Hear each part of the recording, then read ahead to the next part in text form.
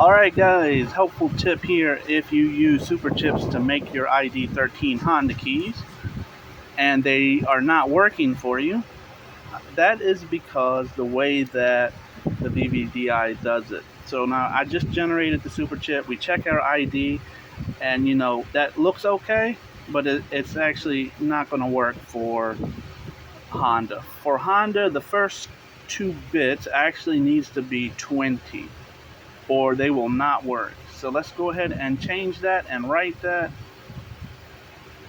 Okay. And now after it's written, we can program it to our car and it will work no problem. So if you keep having trouble with your ID13 keys, go ahead and do that. Might be the same for GM, I'm not sure. I usually I use just normal T5s to do them, but there you go.